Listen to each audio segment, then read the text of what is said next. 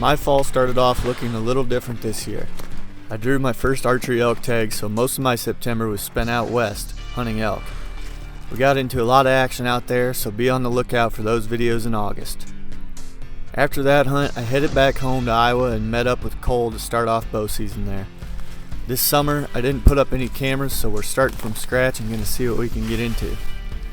First order of business was getting some driving and glassing in to see if we could get eyes on anything.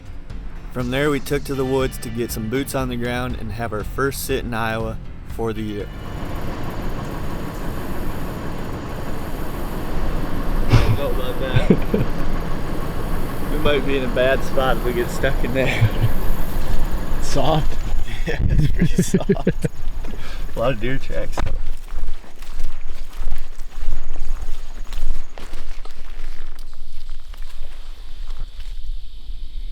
Cole rolled in from Missouri, middle of the afternoon today. So him and I are out here. This is a spot that I drove past the other day. And from a long ways over there, I could see a bunch of deer standing out in this green patch back behind us. So we came over here today. Road was super muddy on the way in, so we couldn't even drive all the way to the actual parking lot. There's tons of deer tracks going across that road. We actually almost set up there on the road because there's no tire tracks, and it hasn't rained for the last couple days, so there hasn't been anybody going up there. But ended up making a decent walk back in here. Ran into a couple fresh rubs on the way in, and then a scrape, and also somebody's cell camera right directly on the scrape. So went around that, came in here, and there's this path that kind of runs down along the edge of these marsh, and then I'm pretty sure it leads all the way back up to the parking lot. So we set up on it tonight. I think there's a good chance a doe walks down through there on this path, or maybe we'll see something out in this bottom. You hear something back here? A lot of coyotes. Like right there. No, I can hear them. I can hear the coyotes. I was talking about a deer. No, I was just saying that's all I heard. I was just saying that's all I heard. Oh.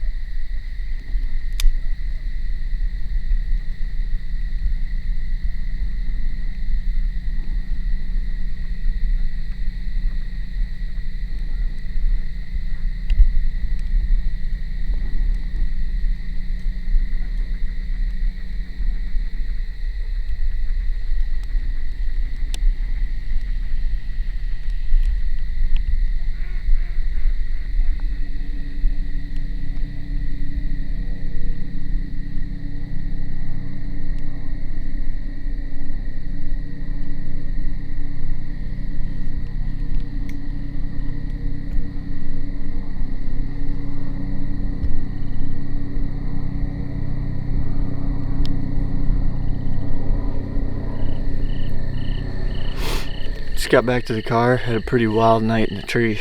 That was the most deer in action that I've had so far. I've only been here for a couple days, but we ended up going in there and seeing several does going by us and a bunch of coyotes and one buck that ended up walking past us 60 yards probably.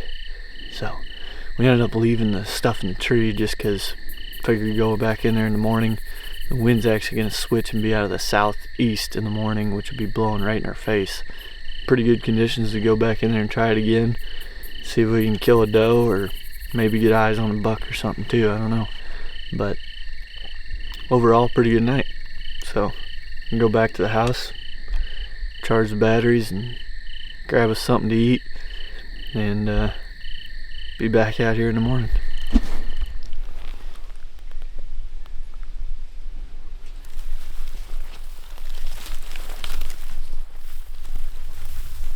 There's our coyote friends over there.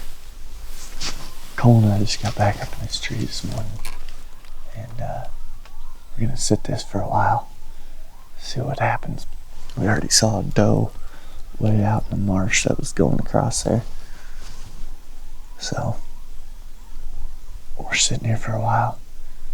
Yeah, we're gonna sit here for a while this morning, and on our way out, we're gonna do a little bit of squirrel hunting. Because we saw a bunch of squirrels in here yesterday when we were walking in. Pretty good breeze this morning, blowing out of the southeast. Just pretty much right in our face right here. So yesterday, our thermals were kind of pulling down. Some of the deer were getting our wind, or at least getting a little bit of a whiff of us. So, but that buck that came through at last light, he went through and didn't seem like he picked up on anything. But October 9th this morning, anything could happen on October 9th, you never really know.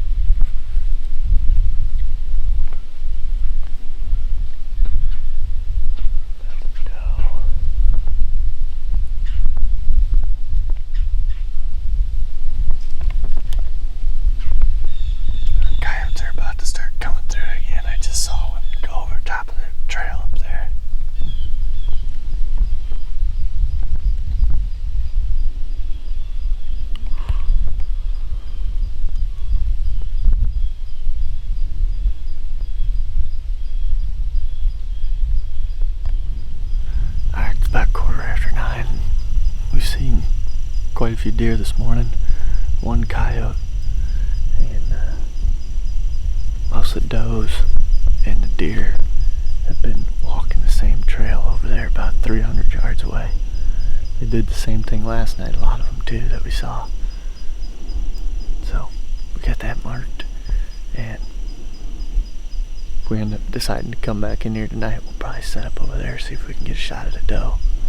But for now, we're gonna climb down, go back out, see if we can terrorize these squirrels for a little bit, and then regroup, come up with another game plan. All right guys, Cole and I just got back to the house not too long ago.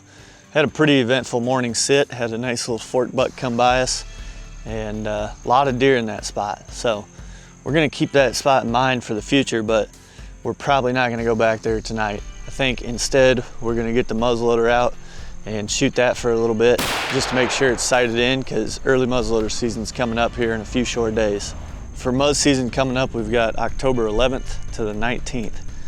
And in that time frame, there's not a whole lot of real good weather. There's a lot of days that are like 78 degrees for a high and 50s for a low, but there are a couple days in there that gets a little bit cooler.